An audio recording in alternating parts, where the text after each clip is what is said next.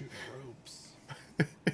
Marco, we talked today about the right time to open something up, right? Sometimes you get a figure, a statue, a Lego set, and in the past, well, most times I do open it pretty immediately, but sometimes you got to be in the right headspace to really enjoy something. And I'm curious if you guys had the same feeling, or do you just savagely open everything the second that you get it?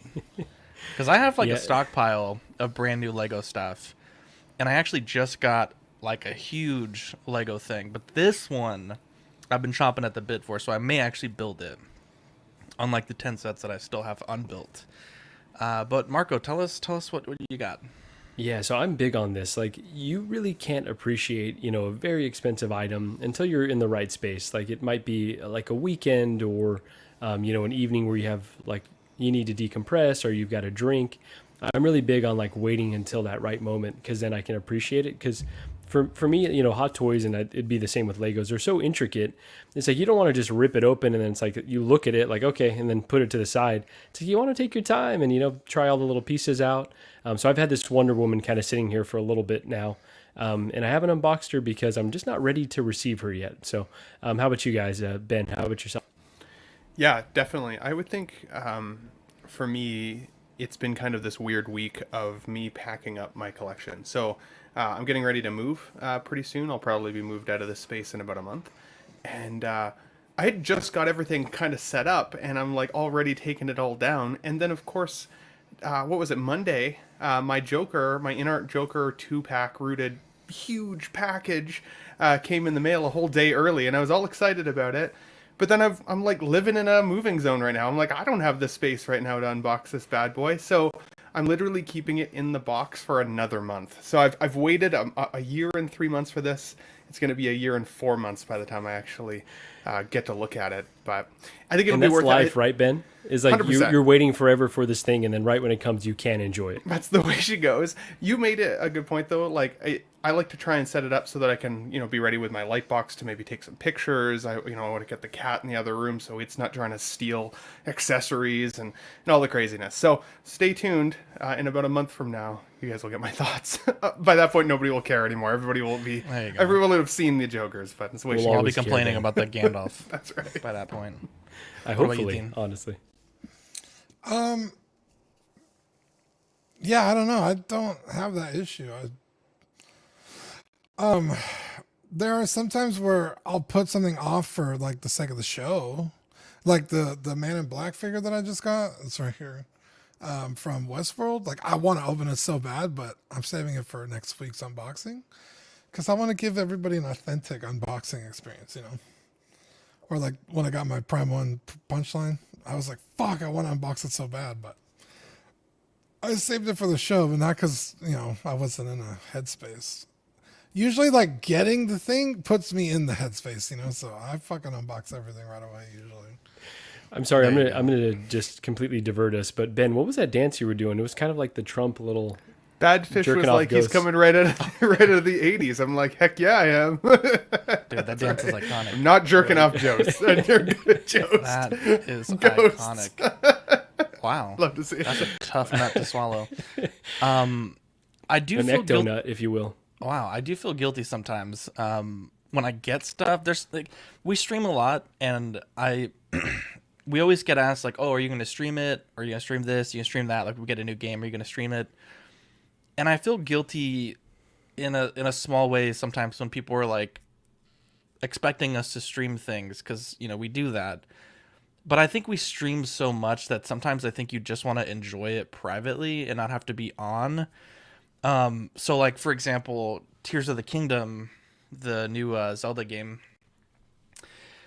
I will likely pick it up this month, and I've had a lot of people ask us to stream it, but it's like, I don't really want to do that. Like, I want to just, have a drink, have, sit on my couch and be lazy and not have, like, be able to just do whatever I want, right? Not have to feel pressure of, doing this or doing that or, watching the chat or watching what I say or... It completely changes the experience for sure. Yeah, and same with, like, unboxing stuff. Like, there are times, like, you know, the past few unboxings we've opened them on air, but a lot of times I do for like smaller things. I'll just open it myself because it's like, you know, I'm gonna sit back, have a drink, open this figure, play with it, pose it up, put it on the shelf, and it's like I don't really need to have this streamed, right? So it's a balancing act, right? Like, what do you stream, what do you not stream? And I've been trying to work on that a bit because I think we stream a lot, so trying to find that proper balance of, you know, what needs to be streamed and what not. Keep those but anyways, moments for yourself sometimes. There you go. Like the Baldo. We streamed that. That's right. Because that's important content. You have to put it out there. You sent me a picture of your... Are you an Wait, what? And I didn't expect to get what I got. I'm just saying. Wow. Sorry. I didn't get anything. What the heck? Wow. That was between you and me, Ben. That was for your backdoor new scoop. place, Ben. That's the... Are you an angel? What? An angel. I heard the deep space pilots talk about them. They're the most beautiful creatures in the universe.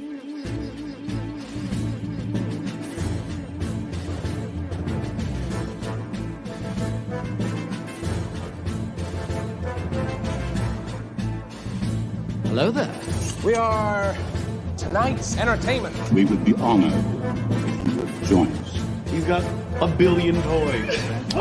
You brought in the doll collection. These are not dolls, Jim. These are commodities. Same as gold or oil. 5, 4, 3, 2,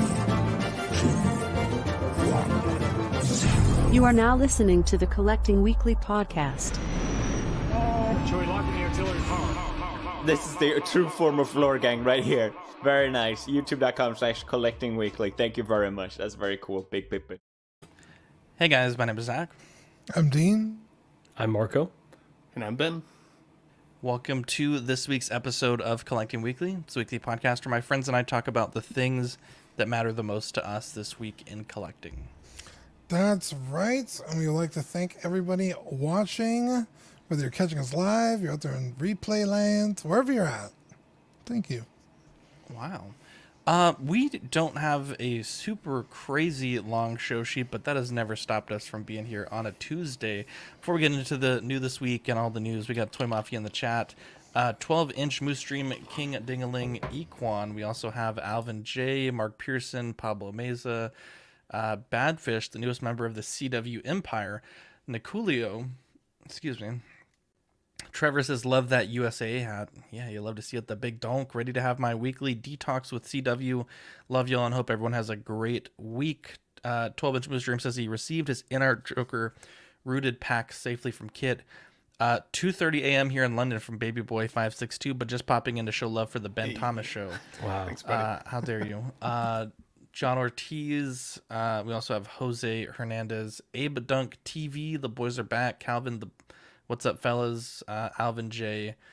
Let's see, who else do we got here today? Ninja Squirrel, Equan, Sean Forrester.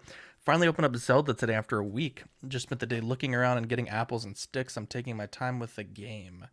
Fantastic. That's why Zach doesn't want to stream it, because he just wants to walk around in big circles and look for apples and sticks. And we're like, right. what the hell are you trying to do? Like, man, I stream Flight Sim. It's like 45 minutes of pre takeoff. Get ready to take off here. Yeah. There you go. Yeah, you need to be looking for Erd Leafs, my guy. Wow, the That's a devil's fact. lettuce. Dean, we have a very special segment that we kick off all of the best shows with. Yeah, you guys ready? Yes. It's new this week. Yeah. What'd you get new this week? So I had a pretty good pickup on Mercari. These popped up. Some Punchline Origin. It's Joker. What is that? The 80th anniversary, 80th which is anniversary, crazy.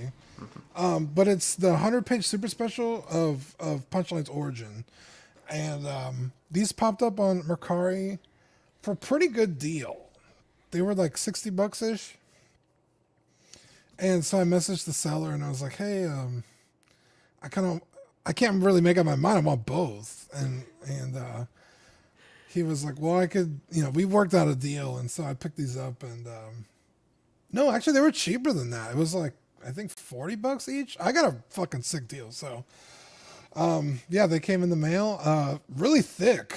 Obviously, 100-page special, which I kind of didn't even pay attention to when I bought it. So when I'm holding the slabs, it's like, man, these feel different. And then I kind of look at the side of the book, and it's much bigger than a comic book. I was like, oh fuck, okay. So these are some beefy slabs. But yeah, perfect to go with my Punchline collection.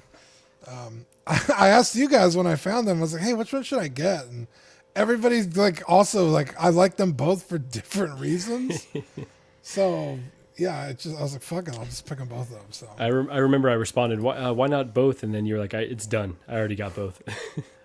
Rob says, get to Ripley for fuck's sake. Rob, I think you're going to like my movie of the week choice. So Abe Dunk says, I got a new apartment. Still excited AF. Hey, congrats, bro. Nice. Congrats, baby. What else you got, Dean? Yeah, I also picked up the VTS Kenshin or Kenshi Final Battle version. And it's badass. We did the unboxing yesterday. I have it right here. He's just chilling. But fantastic figure. He's all bloody and battle worn, so it's very cool. Tailoring's good. The materials are nice. The base is insane cool. It's got a light up function. I don't have batteries for it. But if you want to check out the unboxing, we did it yesterday, Zach and I. And then I also picked up the, I actually don't know who makes it, but it's the Man in Black Westworld LS2022-01-02 is the horse. I didn't get the horse. But if you've watched season 1 and 2 of Westworld, Man in Black is fucking cool. He's kind of a piece of shit, but like in a cool way. I highly recommend watching those seasons. I gave up after that. But I've Man never in seen Black Westworld. I've been so many people have told me I need to see it. It's so good. Season 3 is okay, but it definitely like starts to go in a weird direction. I stopped at season 4. I was like, I can't do this anymore. But season 1 and 2, fucking amazing. That's Michael Crichton, right? In Westworld. Don't get me lying to you. Because there's the original movie from like the 60s, and then this is like the modern take on it. Are we talking about the author of the book, Zach? Yeah. I guess, yeah, it was written and directed by Michael Crichton. Yeah, the author of Jurassic Park. The original movie?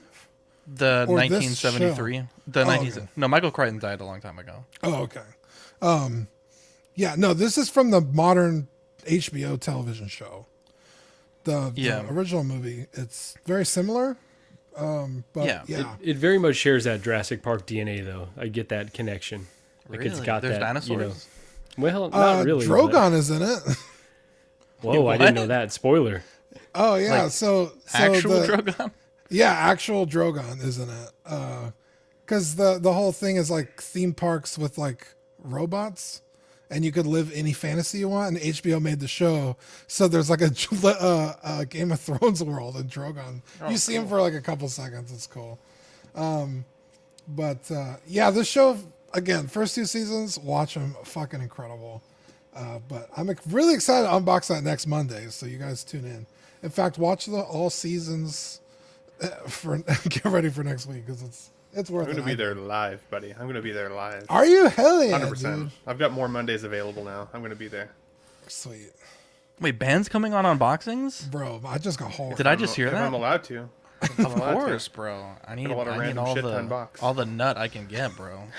Fucking give me a double nut. Bro. Stop, dude. I could only get so hard. Oh my god.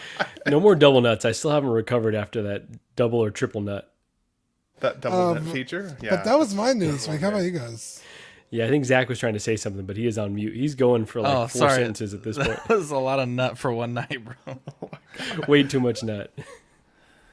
So, boys, I already spilled the beans on this, but I got my 2-pack Joker finally after quite a long wait. I was happy to see that the box at least is in good condition. Marco has recommended that I open it and make sure, of course, that I don't have 2 of the same head sculpt. So I may do that tonight. Maybe I'll do it, live after the show. I'm drinking the rums. I think it could be a fun time, but I will say that I'm not going to do an official unboxing on my channel or even just for myself, I think, until the new place. I know everybody said this, I was shocked how big this box actually was. And, UPS left it on my front door. Now, I live at least in a pretty quiet neighborhood, but I looked at the picture, and it's like right on my front porch, right in front of the door. So I fucking raced home to make sure it wasn't stolen, because this is Like the Dominic most money. Toretto. It's the most money I've ever spent on any collectible in my collection. And then as I've been packing up my day or my place today, I've been pulling out random stuff out of my maintenance room there, my mechanical room. So I found my old school Locutus on card, which is cool. Found my Data on card. And I found my Geordie LaForge on card. Nice. I love to see That it. is a So- grail right there, my friend. Geordie Yeah, man, LaForge. so had these My guys dad for has a those. long time, really long time. So the plastic even is starting to get a little like crispy. I got to be careful touching it, as she would say. So, but yeah, it was a fun week. So I'll keep you guys posted on my thoughts at least when I get it opened up. Congrats. I would definitely recommend checking, in that way you're not out of like some unknown warranty period, right? Like if you get it and it's a month later, you're like, oh, I have two heads, right? Yeah, I do think I'll keep the DX11 Joker though for the smiling sculpt. I think I'm going to keep all three. Yeah, I don't think you should sell it. Marco, what'd you get here? Yeah, so really quickly, shout out to Zach's Wonderland for hooking me up with some pretty awesome stuff here. That's really, so I've been redoing my Maju cases and really is bringing the collection to life. So the Bo-Katan shoulder armor, I love it on her, honestly. Like you made that with the perfect fit. It really does like spruce up the character nicely, give her some contrast. So really happy with that. The empty Batman cowl for the DX19 looks awesome. So here it is with the, I don't know why I threw him on the in-art Joker background, but that's another thing that came. So yeah, and you also, did a base for me. You did Grogu's little pendant or whatever they're calling it. So Rondell. I got a bunch. There you go. So I got a bunch of goodies from Zach's Wonderland, and then a few figures. Public service announcement. I think most folks that collect Hot Toys realize this. It is hailing right now, though. Like a bunch of the backlog is getting cleared out. So I know I've been waiting on like the Captain America, I think the Carnage, this Ahsoka, Mando, Luke, R2D2. All this stuff is like coming. It's imminent. So save your funds. So this Ahsoka, really excited to get her. I had an issue though. So took off the hands on both sides, and the peg was like in the arm basically. So I know people have had issues with the upper arm. This was the lower arm. Like it completely came off. It like a gasket stuck within the hands. So this is not an issue that I could find anywhere. Yeah. So reached out to. Yeah. So I don't know if it was like a faulty wrist peg, but basically the peg is like broken in both sections, in her arm and in the hand. It's like flush with the. Yeah. Oh, wow. So it's like it maybe got twisted or there was some glue. I'm not quite sure what the heck happened. It might be some faulty peg design, but reached out to where I purchased it from, and I think that they're gonna, try to find me a replacement here. It's waitlisted, so we'll find out if that happens. If not, I'm gonna have to take some tweezers to this. Not even take it out of the You're box. right. Do you You're have? right. I'm not that guy. Do you have a photo of what you're talking about? Yeah. I can share those with you at another time. Yeah. Do you want to send them to me, and I can? I'll send it to you. It's I'm really so weird curious. situation. Because I've heard a lot of people had that elbow issue, and I remember when we first reported on it, I remember some people in the chat, who shall not be named, were like kind of groaning, like, "Oh, it's not a big issue. Like you guys are kind of, kind of making it raising panic, making it a thing when it really wasn't a thing." And then like every week, there's like more issues with this figure. It's fucking wild. So I just sent this to you, and so this is perhaps an issue that some tweezers could reconcile, but just by pulling a hand off, it shouldn't fall apart like this. So I'm very concerned to take tweezers to a brand new figure. Oh, interesting. So like it's got this is pretty easy. Yeah, I see what you're saying. I think that's the case, but I wasn't sure, and I was like, before I start tweezing the hell out of this thing. So it's like the peg is rotated and stuck in the arm. Yeah, I think so. Okay, this is not the first time I've seen this. And so DJ's saying this is why I hate seamless bodies. I don't think this is an issue with like a seamed or a non-seamed body. It's like the wrist pegs, like when you get a Hot Toys wrist peg, they're two parts that are press fit together. Mm-hmm. It's almost like at the factory there was some tolerance issue, because I want to say this happened. Oh man, I've seen this happen a few times. What I would try to do if I was you is just push the pieces together so that they're one whole unit again, and then try to pull them out. And if so that's where I was having the issue with, because the pig is like twisted. I couldn't get it in there. And so I'm like, I could keep messing with this, but should I have to do this for a brand new probably figure? Not. I would say if push comes to shove, because it is a limited figure, get some warm water and heat the hands up, and then that will come out really easily. And then from the body, just some needle nose pliers, and then just pull parallel. It out. Okay, that's the backup plan if they can't make it right. And so hopefully it's an easy fix, but I'm a little nervous. So yeah, that came, and then the Days of Future Past Wolverine. That's awesome. Figure that I've been after for a while. Shout out to Scott Bradley in the CW community, who's an absolute real one. So made me a great price on this. I did promise Gigi, I said I'm not going to pick up stuff that I didn't plan to get already, because there's so much stuff coming, but this one was too good of a deal to pass on, so had to I get have a question for you, Marco. Go ahead, Ben. Because I was watching the She Said No podcast the other day. Enjoying the show, by the way. It's a great show. But Thank you, Ben. I was thinking about, what if you sell a figure? Do you get the tax back that you paid also? Yeah, so we did talk about this on one stream, and I think we had the chat weigh in. I guess not. It's just like the once it's in the California black hole, or U.S. government. Yeah, once you pay your tax, that's it. You don't get a tax rebate back once you sell it. So wow, because I was watching your stream with Eddie on the Jokers, and I know that you were like, he was asking, would you sell one or would you sell your sculpted versus and all that. And I was like, oh, maybe you could get some extra money back and there you go, and buy something else. But doesn't work that way. But sorry, the Gigi, tax is going to a good place now. Yeah. No sorry to her. But yeah, so it's been a good few weeks. There you go. So I had an interesting week. So like a month ago, I saw on Big Bad Toy Store they had advertised this Diamond Select Gypsy Danger, and I know that they had at one point made the Pacific Rim Uprising figures, and those were pretty terrible. In fact, the old Gypsy Avenger that I threw it away because it was just pissing me off. And so when I saw this, I was like, is this an old figure or is this new? And I'm a huge fan of Pacific Rim, one of my favorite films. And so I kind of put it on my save for later list on Amazon, and I finally got a chance to watch some reviews, and it's apparently a brand new figure, and it's fucking awesome. I have owned a few of the NECA ones, not the Ultimate. I own the Chigokin one, I own this one, and then I also own the 18-inch one. I still think the 18-inch one is my all-time favorite because of the size of it. But it's probably a little too big, but it is quite big. But for this one, being a $40 figure with a lot of different swap out parts, it's pretty interesting, and the paintwork is really good. And I think it probably would scale nicely with some of the NECA Godzilla figures, or some of the different creature figures that are out there. So a really neat figure that is one of my all-time favorite mechs ever. So how much was this? That's awesome. So I don't know if this is the price that it would be if you found it at a comic store, but I paid $40 for it on Amazon with Prime. And I think Big Bad Toy Store had it for that same price. Yeah, because I have a pile of loot anyway.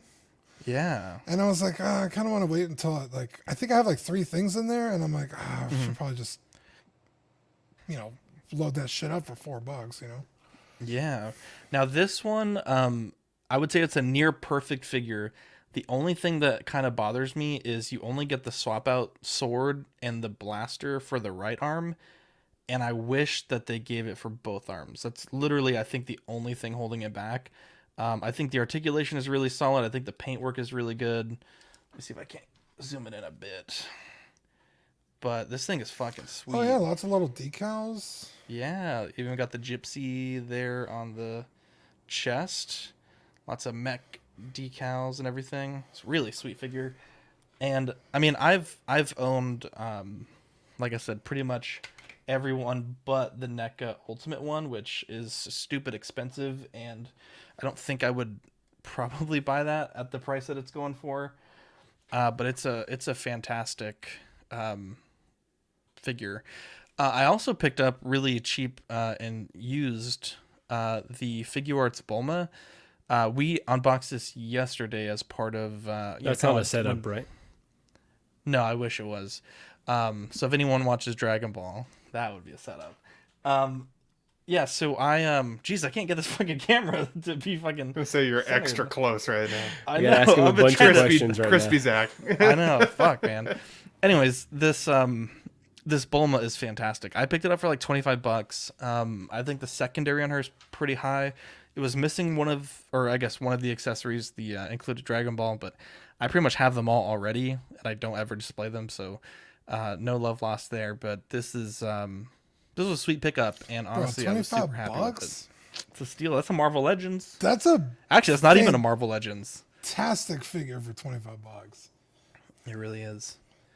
It really. I kind of want a second one. If I could find one for $25, I'd pick up a second one.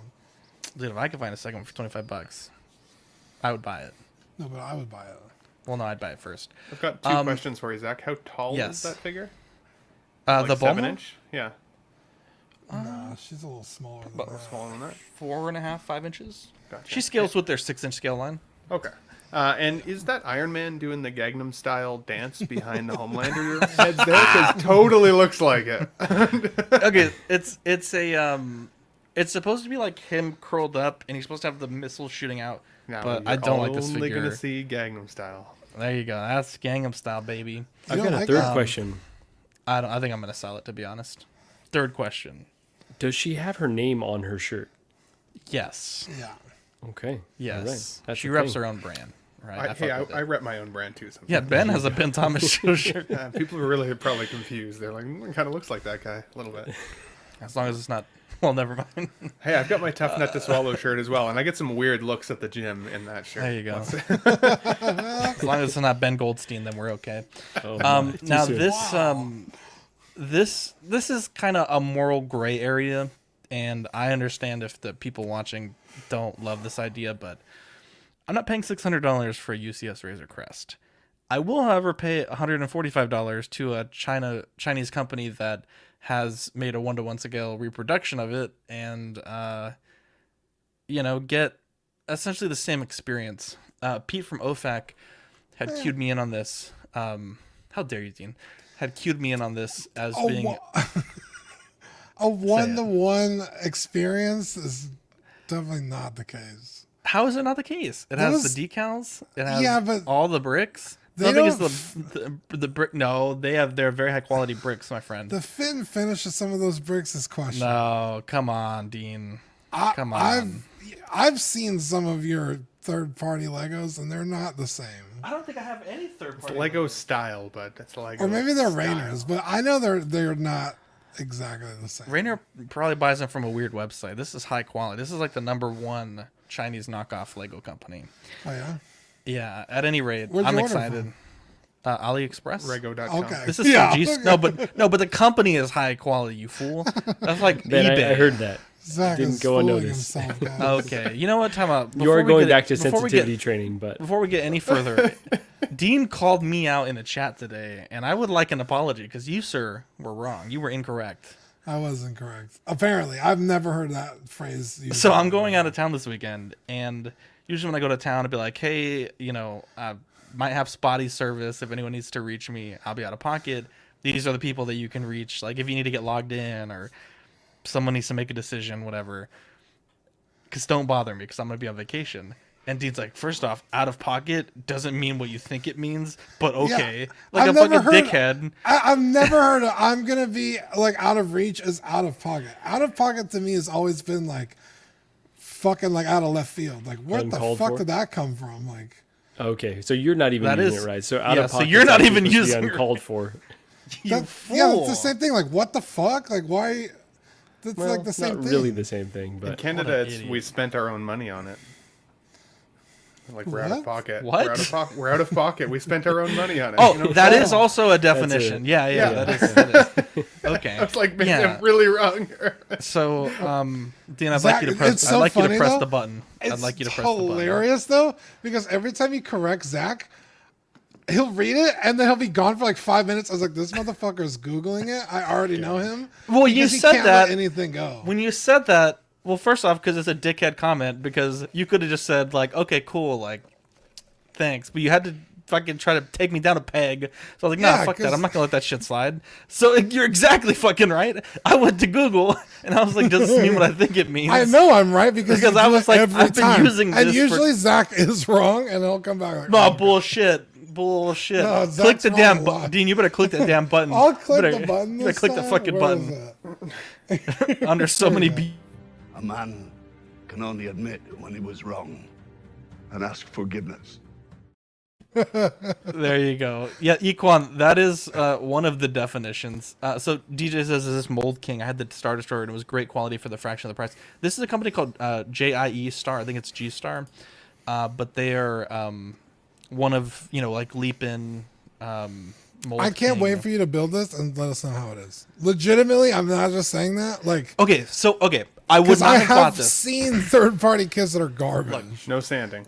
I would not have bought this if it wasn't for the word of the babe. Pete from OFAC told me, dude, this is high quality. Everything went together perfectly. Wasn't missing any pieces. The stickers he already got it. Yeah, he got it and built it. If you can take anyone's word at face value, it's him, because he is not an easy person to please. He's not. He is really not. I shipped him something and it was out for delivery and it arrived a day late, and he was like messaging me like, bro, I don't know, man. I was like, dude, it's a free thing. Like, just calm down. It'll get there when it gets there. That's amazing. That's why we call him Postage Pete. Anyways, so I am very excited. And whenever I send him something, he's always checking the tracking. But I became Postage Zach for a bit because the official Lego set weighs I think it's like 16 pounds. It's huge. And so when I got the tracking, it was like the package is 10 pounds. And I'm like, okay, that's like we're 6 pounds short. And so I messaged the seller and they didn't write back. And so when it transferred to UPS, it went down to 4 pounds. So I'm like, wait, we're going backwards here. Did they lose half the box? Like, did everyone taking their slice? Yeah. And so the seller's like, no, don't worry, it's fine. And sure enough, it arrives 36 bags of Lego, and it's, box looked like it was about to explode. Why the weight discrepancy? I don't know. I mean, I don't have a scale because I don't want to hurt myself like that. And so I gave it a good old lift. I was like, yeah, I could see that being 16 He also pounds. doesn't have mirrors in his house either, so. How dare you? That's true. I don't have mirrors in my house. I have in both my bathrooms. And that's my master right. bedroom. That's right. One time, on the ceiling. I was washing my hands there one time. the And it was like really hot water, and like on the mirror, it fogged up. It says, "You're the best YouTuber." It was weird. Wow. Weird. How dare you? That was between us. Oh, Sean. Let's not wait for thin bricks, Sean. And I will say, Lego company themselves, the last 5 Lego sets I've bought, 3 of them have had missing pieces. So I don't know that Lego is like the gold standard that it used to be. Let's get into the news. Hot Toys, Rocket, and Cosmo 280 releasing July to December 2024. I did see this film, and he is such a huge part of this movie that I think this is going to be a hot commodity. I don't love that they kind of force you to buy Cosmo, and I think Cosmo's an odd addition because perhaps outside of maybe the first 4 minutes, I don't think that they're ever on screen. Maybe at the very end, but they don't share a lot of screen time. And so I think it is an odd inclusion. I would also say for Cosmo, a positive and a negative, I think that this sculpt is amazing compared to Einstein. I think that they captured the cuteness that a dog has.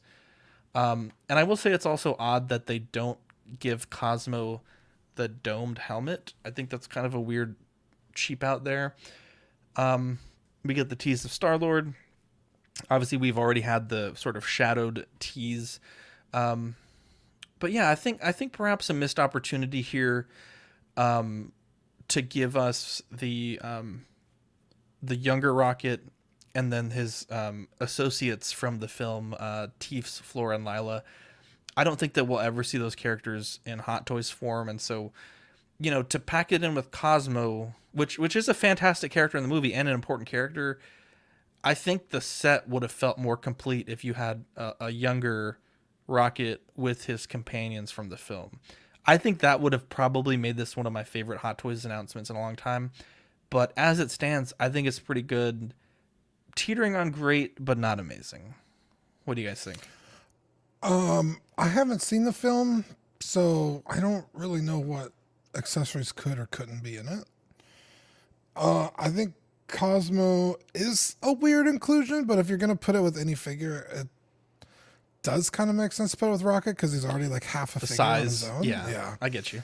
But 280? That's high, bro. That's fucking high. I got the endgame Rocket, came with the gauntlet, 2 scarves, soft goods and plastic, guns, hands. It was kind of supplemented with like accessories, but even then that was only I think he was like 170 or something. And then I got him from Tim Sem for like 125 shipped. Yeah. So 280 seems quite high. Out of pocket, if you ask me. I just gotta. Yeah, pretty out high. Of Rocket. Nice.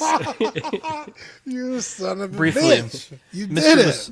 I fucking did it. Mr. Musashi says, "What's up, CW crew? Hey Zach, my dog is out of the woods. Turned out he had swallowed a piece of his ball that got semi-stuck. Yeah, he passed it and What a recovered. guy. Fantastic. What a dog. What a dog. They should make a Hot Toys of that dog. Good boy. There you go."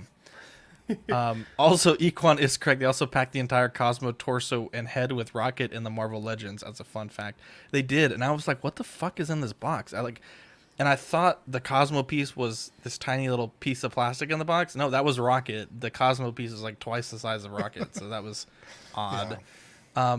Anyways, I need to step away for 2 seconds. I'll be right back. You guys tell me more about this. Yeah, go ahead. Wow. Maybe Cleveland didn't receive their fax. Yeah, I gotta send my another God. fax to Cleveland. I'll be right back. I saw the movie about a week ago, and then I saw it again on the weekend. So I've seen it twice now. I really, really enjoyed the film. I gotta say though, I was kind of like, I felt oddly aggressive when I saw this release because it kind of pissed me off. I was like, okay, $280 seems ridiculous. I'm sorry, but it just does. To me, when I look closely at this figure, it looks way too plasticky. The dog looks extremely plasticky. I don't think Cosmo's the right size, or Rocket is undersized, but they've made other Rockets before, and he's a good scale for the other 6 scale figure sizes. So it tells me that the dog is too small, but then if you pair the dog with other 6 scale figures, I think he's going to look like even extra small. So I don't love that. I've seen some people in the chat saying that, the only reason they included Cosmo here was to up the price to $280. And that honestly wouldn't surprise me because I don't think it would cost a lot to produce them. And you could say you're getting, 2 in 1 box. But to me, this equates to about a full figure. I don't feel like $280 is even justified, even at a full figure cost. I think it's too expensive. And it looks too much like plastic to me. I've seen toys from the 90s and early 2000s where there is soft touch material. I don't want to call it rooted necessarily, but I feel like because Rocket's fur is like short enough, they could have made it in like what feels like a soft touch material instead of just sculpted plastic. It looks cheap. I don't like it. I don't like it for the same reason I don't like my Einstein with my Marty McFly. It's just not for me in general, and it's disappointing because of the cast of characters that I may have picked up just to stand on its own. Rocket would have actually probably been one of them. I did like the character arc for him in all the Guardians films. That and Nebula. I actually kind of want a Nebula after seeing the third film a second time. But this will be a pass for me for sure. I just didn't sit right with me. So Sean Forrester is saying flocked. I think that's the material that you may be, or the technique that you may be referring to. Exactly. So yeah, Ben. So this one kind of upset me as well. So go with me on this journey. The price is ludicrous. So $280 for these 2 pieces definitely should not be that high. I thought we were trending, in the right direction with Hot Toys. It felt like they, understood the market signals that people didn't want to buy that really expensive Doctor Strange or that Thor. So things were starting to dip back down, and this feels like a step in the wrong direction. Also, there's really limited accessories, right? So it's cool that they gave us Cosmo, But where are all the other cool accessories they could have given us from the film? I'm not going to list any because none of them are coming off the top of my head, but I'm sure there are plenty that they could have included, including the ones that Zach mentioned with his companions from the lab. So I hate that fact. At least give us 2 sculpts. We know they've got the screaming sculpt, so at least throw that in the set so it feels like there's some value here. But it definitely doesn't feel like that. And I've been after a rocket too, so it's really disappointing that there are so many negatives with this package. And the thing that pisses me off the most is that I'm going to get this. I am part of the problem, right? That's what upsets me the most, because I want to be disciplined and be like, okay, you know what? I'm just going to pass on this because it's too high. But Hot Toys kind of has us in this loop right now where it's like, okay, we're going to put up a pre-order. It's going to be up for a few months. It's going to be limited stock with some of the folks you buy from. And then after that, we don't know what's going to happen. And so they've got me nervous, and that's not a place that I want to be with figures that I want to have in my collection. And I think Cosmo looks great, and I think Rocket looks really cool with this, this outfit. And so that's the most upsetting part, is that I am going to be that sucker. I'm going to be part of that problem and still get this probably at full price, because I don't know that the bargain bin stuff is still happening like it used to. I would say if you're thinking of extra accessories that this could have had, the key card from the film, he has that. He does have that, right? Yeah, in the blue suit. There's one that's probably a small spoiler, so I won't mention it. But I would say the thing that continues to disappoint me as well is the Zune plays kind of like a sentimental part in this film. And they've done this with Peter Quill, where they kind of give you like a generic Walkman. And this isn't really a Zune at all. And maybe he had a different one in the beginning of the film, but I think it would be important to give him both little small chunks of plastic. Obviously, Zach, I know that you're they're spot not on. That Zune literally starts the film off. Yeah, and it's like, I know that they're not going to go that extra length to license it, but it is a bit odd when you got companies like NR literally like licensing Glock, right, to put on their NR Joker, and then Hot Toys is giving us like this generic MP3 player, right? But even with the original Quill, that's... Yeah, it was. They had the wrong color Walkman. It was like I think it was a purple one, and it was supposed to be blue. But it looked like almost exactly like At least it looked like it. Yeah, exactly. This one doesn't. Yeah. Yeah. Equan's saying he thought it was the key card from the cages. I don't think so. But even if that is, Zach. the fact that they're not included. Well, let's check the product description. We'll check do that. some research. But the fact that it doesn't also come with the MP3 player, right? Perhaps, or some baby raccoons. Some baby raccoons. A baby raccoon would be, or even just Rocket as a baby, or a swappable torso with his shirt off, because he's shirtless in that film quite a lot with his little. Ben, hang on, I'm gonna give you a point for that. I think a whole second sculpt, right? That you could, because you are 100% correct, Ben. You are 100% correct. So let me do this here. Let me get my banner up. So Ben at 2 points. Let's scroll that. Even if they threw in a whole separate body, I don't know if that's what you're saying, Ben, but even if they threw in a whole separate body with him shirtless with a different, it still feels like a stretch for 280. Yeah, Equan is correct. Going back just a second, that is the key card. I thought it was a lot longer, and it was a lot more black, I guess. It looked I don't remember it being orange. Very black. I don't want to quote Ben, but I thought it had a different shape to it as well, but I think is completely right. No, I think that is the key card too. I do think that's the key card. That's what it says on the product description. Oh, okay, fair. Yeah, I think if you're going to do a power pose Cosmo, you could have easily done a power pose like Rocket. I don't think that's the key card though. I think it's cool that his arms articulate, though. I will say that. I'm glad that like his arms aren't necessarily power posed. But I think a swappable torso could have been cool. I mean, I guess it's the key card, but I don't remember it being orange in the movie. Yeah, that's it for sure. That's the key card. But yeah, they should have given us a Zune instead. You're completely right. It's like he's showing it to Cosmo. Like, why would Cosmo care about this key card? He has literally not part of the film. Oh boy. Or Oh, you there's could get what's his name's just like face skin. That'd be interesting. Oh yeah, that was a deep, brutal deep scene. cut. We'll stick with Hot Toys just for 2 seconds here. The KX Enforcer was released. I thought the scene was fantastic.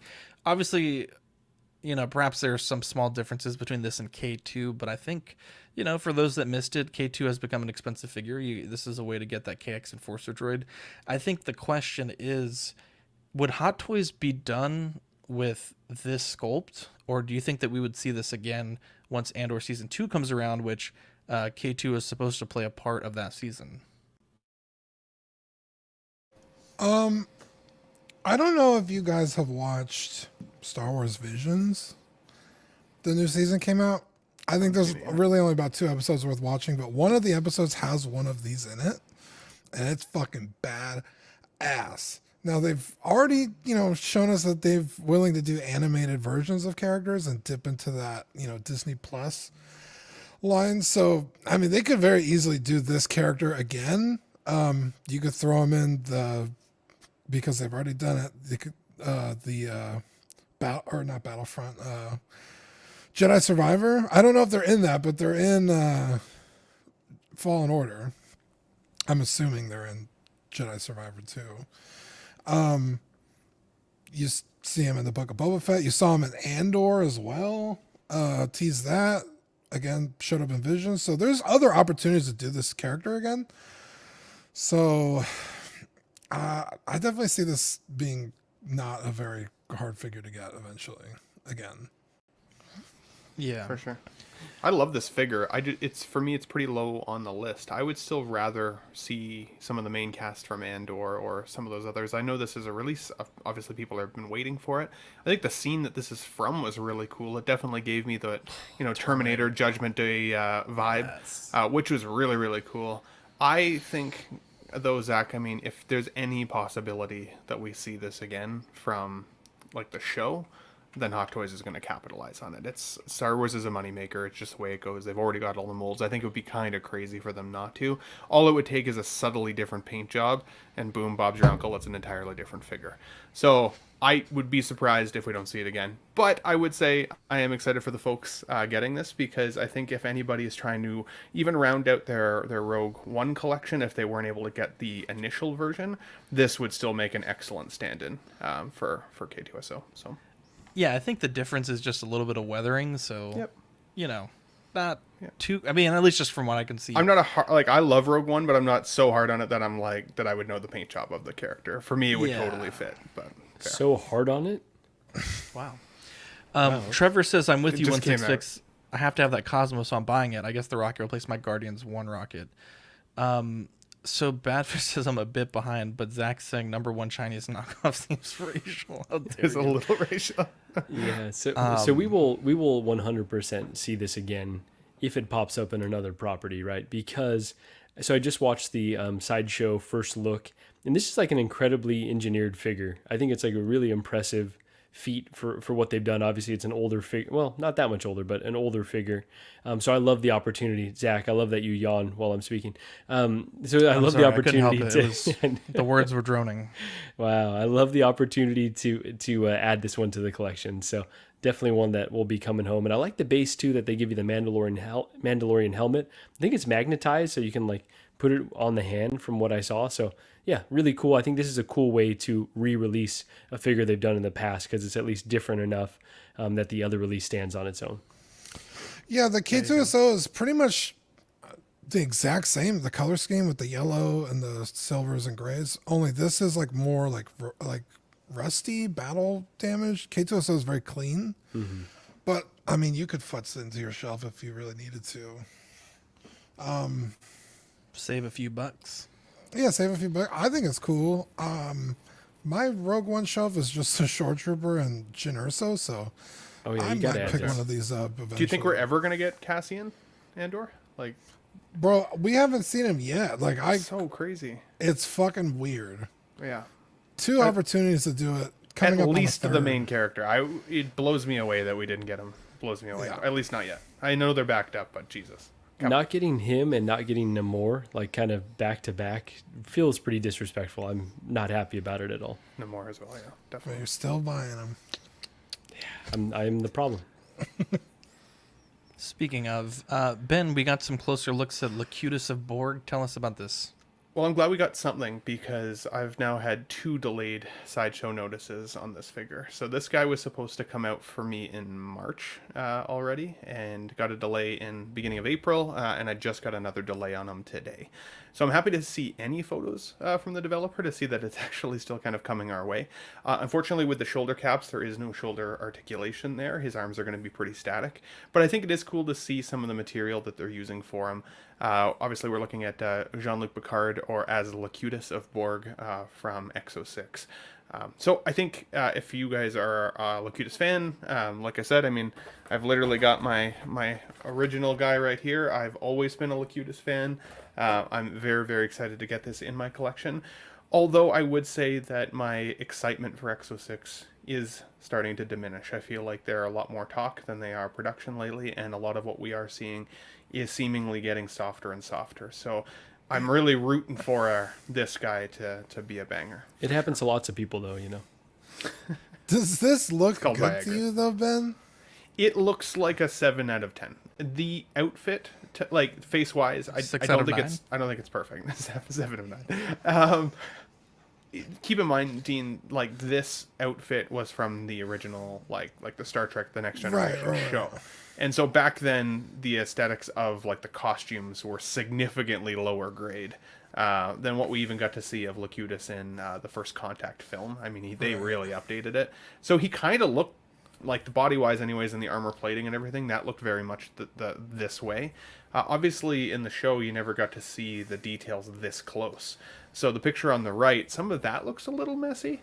But I think in a shelf, I don't think anybody would notice that. Yeah, I mean, clearly, like, the photo on the right here is, like, very washed out, like, harsh lighting. But the figure on the left, like, obviously this is, like, the prototype, but, like, the details on the arm look better, where the tubes connect to the abdomen look better. And, like, over here, it's almost, like, just kind of like they were going through the motions. Yeah, and I don't know if that's the lighting or what. The developer did post like a video on his Facebook as well of them like paint washing this guy. I wanted to send it to Zach to see if he would have done something similar, but there you got to see like an actual production version of this figure. And it did look better. I think this photo is not, like on the right, is not necessarily the best. But yeah, their release schedule has been really out of whack this year, especially in comparison to how quickly releases were coming out last year. Clearly, they've started to get a little bit behind. And I think it's one of the reasons we saw such a soft Harry Kim with the Voyager line. This has been one that they've now been promising us for quite a long time. And this will go hand in hand with the the regeneration alcoves that they also want to sell for $200 or $300, and they're hoping to sell those either in 3-packs or singles. But if this figure doesn't do very well, I'll be curious to see if people will still pick up those regeneration chambers as well. Sean Forrester says, I agree, Ben. Exo 6 order schedule has made 0 sense this year. Delays aplenty, which is, yeah, absolutely the case. And then I've had a couple people message me recently even about the Jonathan Archer character because they're finally getting him in hand. And there's been a few people really upset with the quality of the uniform, saying it's really baggy and feels like really cheap material and stuff like that. And that sculpt was also just a little on the soft side. So I think we'll see what happens, what the fate of them will be. But either way, I am still excited to get a Locutus in my hand. I mean, anything's going to be better than this old plastic bad boy that I've had for 20 years. So there you go. Speaking of just awfulness, Rocky 2, the Rocky 45th anniversary by Star Ace. I haven't seen this picture yet. No, you hadn't seen this. I said when we saw Creed that they're gonna fuck this up, and boy was I right. So I don't know. I genuinely just don't know, right? Like, I don't know how. I don't know. I don't know how this got approved. I'll be honest, I don't know what the licensing situation is with the Rocky franchise. I know that Stallone obviously he's making his own Rocky figure, but it was without the boxing gear. And so I do know that there are certain parts of the license that I don't think Stallone owns, and I think that's a part of why he doesn't appear in in Creed 3. But boy, this is tough. This is real tough. And it's just like bad all around, because the gloves, I'm looking at the screenshots here, they don't say Rocky in the movie. I want to say what I can make out here is the word Reyes. Unless I'm looking at the wrong movie. But I don't think I've ever seen any of his gloves on any of the other figures say Rocky, which is odd. And then it's like just not the right body, an awful portrait. And this is expensive. This is $280 for this version, $315 for the deluxe, which comes with this training outfit and this second portrait. Yeah, you could get Rocket and Cosmo for. No, I'm kidding. Well, it's not a good example. Now, credit where credit is due. I do think that the what is this, like the pre-fight robe and the weathering on these bandaged hands, or the wrapped hands, looks okay. But that's really it, right? Like, you get a towel, you get a little stool, and then you get a spit bucket. I mean, this is just bad. I mean, this is just bad, man. That's a lot of money. $315. Yeah, this is. I don't understand. Like, and no part of this looks like Sylvester Stallone, and like the lower mouth, especially. Bro, you know what like, this what looks is like? happening? Zach, you know what this looks like? I don't want to know. Do you remember? Jackie Chan, how dare you? Do you remember the Brisk commercials with Sylvester Stallone? Yes. Yes. I've got the clip for that. I should share it. Please pull it up, because that's what this looks like to me. Where it's like almost a caricature. Let me pull it up. Someone, I think it was in the CW chat. Jesus, I've never seen this, and this is fucking horrifying.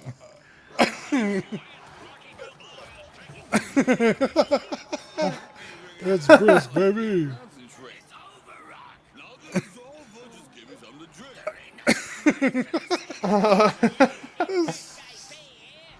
This guy, stay here.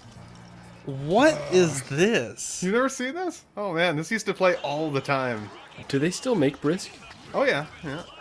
It was like the best, worst drink there was. There was this commercial, and then there was the Pizza Hut commercial where the old lady gets some cheese in the crust and gets it in her mouth, and then gets on a plane, and the cheese stretches all the way into the air. Super random.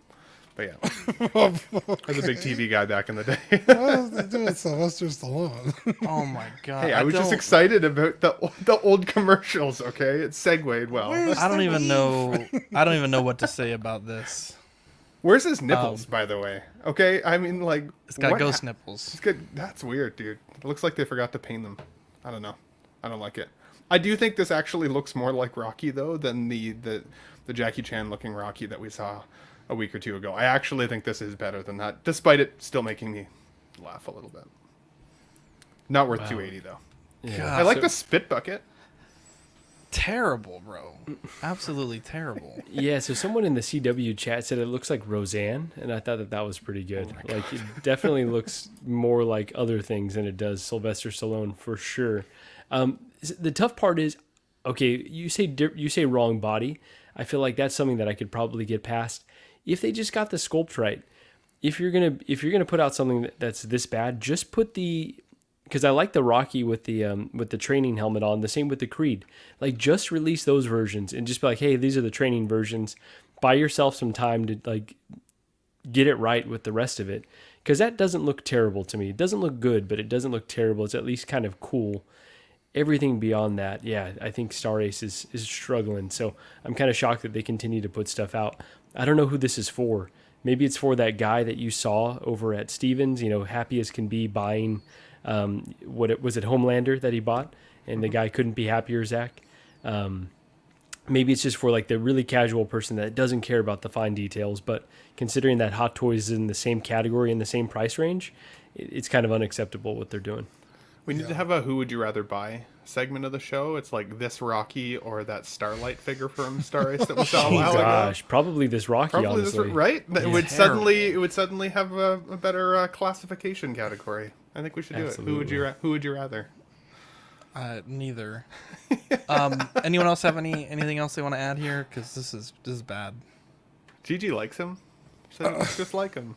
But she's face blind, so I don't know if I'd trust her. Wow. Yeah, this is atrocious. All right. Oh, that's it, Dean? You just said that's atrocious. That you just... Yeah, it's atrocious. Yeah. Not much more to say about it. So Present Toys Flight Officer. This is Ripley from Aliens. I want to say I didn't see a price on it just yet. Marco, maybe if you can double check on Kit's website. You know, there is a lot to like here. However, I do think that there is some room for improvement. I think the legs look a bit long, and I think that may be due to the pants tailoring. I think the shoes are perhaps a bit too big, and I think that the portrait really needs to go back to the drawing board. It kind of looks like Sigourney Weaver when you just look at it quickly, but I think the longer you look at it, I think the hair is too short, and I think that it's maybe Sigourney Weaver like 10 years before the first Alien. I think it's way too young looking. It's very young. It almost looks like that kid from Stranger Things. You do get the face hugger. You get the egg. Thank you. And then you do also get the pulse rifle and the flamethrower. You also get the these are they look like shotgun shells, and I'm almost certain in the movie that they looked a bit different, but I could be wrong. But I think Present Toys, you know, they've made good stuff. I think they will continue to make good stuff. I just hope that they revisit this portrait. I also think this could be a big power move from them if they released a second deluxe version with the power loader. I know with Hot Toys we had that teased a long time ago, and then never actually, that never actually was solicited. But I don't think this is bad, and especially, Hot Toys made the Alien version a long time ago, and I want to say they made like a very Barbie-esque version many years ago. So this is certainly interesting. This has piqued my interest for sure. What do you guys think about this? Yeah, I don't hate it either. I've always wanted a Ripley, but the Hot Toys one is so old and also so expensive usually that I've kind of just written it off. Like, oh, I'm just not gonna own it. And so when I saw this, I got pretty excited. Then I started paying attention to like the face sculpt, and I was like, it's not the best. It's also not the worst. It's not as bad as the Rocky, but it's also not 100% Sigourney. I'm inclined to get it. Yeah, Zach, those do actually look like shotgun shells on that photo. Yeah, they don't. Well, on the left, I don't think that they're. I don't know. Yeah, it's weird. They look more silver, and I think here on the back they just look like shotgun shells. They look like silver with like a red tip. The gun looks like a Super Nintendo, not like a Master Chief gun. Oh, the gray. Yeah. Now I don't know. Obviously, these are shots, but these could be like pre-production shots, sort of like Star Wars, where they have Han Solo with like a different DL-44. So that's true. I don't know at what part of production these were taken. Yeah, but it was more so for the comparison to the portrait. Yeah, but I know Aliens isn't like as popular. Well, I mean it is. I mean, not to say it's not popular, but like, and we're gonna talk about this later. When I think of Ripley, I think of like this Ripley. Yeah. But the Reeboks. I would have liked to see the cat. What's his name or her name? Jonesy. Or that would have been cool. But yeah, I don't hate this. I think you guys are way too nice to this figure. After how hard we just laughed at that Rocky, This is not that bad. the finish on this, not bad. The equipment, pretty cool. The weathering on the outfit, pretty decent. The alien accessory, the face hugger thing, that is terrifying. The face on this does not look like Sigourney Weaver. I am sorry. I think the Rocky looked more like Rocky than this gal right here. But Ben, to challenge that point though, one's licensed, one's unlicensed. There's probably going to be like at least $100 delta, if not more, between the two. So it's kind of tough to compare them. But I hear what you're saying. I just think in terms of likeness. I guess if price was same across the board, then fair. I think it's crazy to me that there are still third-party companies, though, like Mars Toys, that are doing some insanely good sculpts. So just because it's third-party doesn't necessarily give it the non-license or license to not make it look like the character they're trying to represent. I have a hard time with this one. I don't think she looks like Sigourney Weaver. She is a very beautiful woman. I don't know. Rob Barnes says Jones was an alien, not aliens. That's not correct. Jones is in Aliens. He's just not on LV-426. He's in the beginning when they wake her up from cryostasis, and he's with her in the hospital and her apartment until she leaves. I think if this Rob was Barnes, just kidding. I think that can you imagine? I love you, Rob. I think if you said this was you, like Sigourney's daughter, like future daughter, and now she's having to deal with the aliens, then I'd be like, okay, I can see that. I can see the family resemblance, but I don't see Sigourney. That made me uncomfortable with the way you said that. It just rolled out. It gave me goosebumps. It was a very odd. Ben heard aliens. He thought we were talking about illegal aliens. He perked right up. Wow. I don't know where my dish and nuts is, but it's. I hate to see it. You got those in Canada? What, dishes of nuts? Anyways. Dishes and nuts. Yeah, so maybe because Alien is not like necessarily a property that I'm like so passionate about. I don't necessarily see this as a terrible figure. Like we have to see the pricing, of course, so we can judge it against the price. But I think it looks pretty decent, honestly. Yeah, I don't have too strong of an opinion, but I think it would do just fine on your shelf as a representation. I don't know that we're going to get something like this from Hot Toys or from another company for a while. So if you're really jonesing for this, I think it's as good a representation as you're going to get. Well, I don't know, because we got RoboCops, right, remade, and then they did... Maybe a Terminator. Well, that's what we're holding out for, Ben, right? I feel like they would have struck already with the Terminator, but maybe not. Maybe, well, because they're announcing a new Alien movie here pretty soon. They're filming it right now. Mm-hmm. So... maybe they'll revisit this franchise soon. And again, we've seen it where like third-party companies will capitalize before, and then Hot Toys will just come out with it anyway because like they all fucking like talk to each other, like what figures are gonna come out. Mm-hmm. So who knows?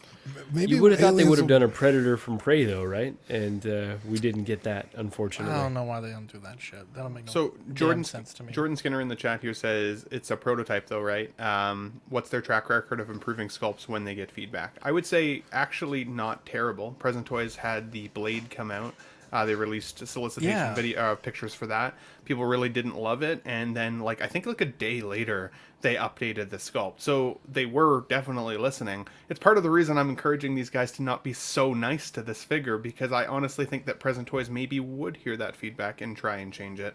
But it's hard to say. It depends on how far down the road of getting this made they are already on, I would imagine. I agree. Yes. That thing's creepy. To Marco's... Jesus. Yeah. Let me ask this question. So, do we feel like we should be more lenient when it's like there's no chance that we're going to get a different version for a while? Like, do you just take what you can get, or should you still have that same passion? I hate the take what you can get mentality, but for me, I don't think this is so atrocious, honestly. Like, I get Sigourney Weaver is, man, I just pulled a Ben, is a very handsome woman. So it's like tough to capture her likeness, but I see it there on the left and on the right. Honestly, I hate when people say a handsome woman. It's like ooh, that doesn't sound good. It sounds like something you'd find at the Beef Baron strip club. You know, like she is a very handsome woman, though. I just was watching Ghostbusters the other day, and I was like, you know, she's such a fucking handsome. fox in Ghostbusters. Woman. Yeah, she's a baddie, but yeah. So, but honestly, like I see the likeness here, so I'm not as appalled by this. But again, I'm not as passionate about the property. So maybe you guys are a little more connected, so you're wanting it to be a bit better. Speaking of the property, just letting y'all know now, movie of the week, my choice, Aliens, baby. We're watching Aliens this Did week. we do that recently? I thought we did that recently. Maybe when like Eddie was still on, but possibly. But that's okay. I'm Playing a little excited for it loose either with way. these. To I saw it answer again this weekend, and I was like, bro, this movie is a fucking banger. You can't pick a movie you've already watched. You have to take the time like the rest of us out of our... Yeah, I'm going to watch it again. It was that fucking All good, right. Ben. Wow. There you go. How about you fucking stay in your lane, Ben Thomas? I think Fucking Ben Goldstein. I think to answer your question, it's like my affection for Locutus, right? I love the character of Locutus. So is it a 10 out of 10 sculpt? No, but I can't wait to get Locutus in my collection.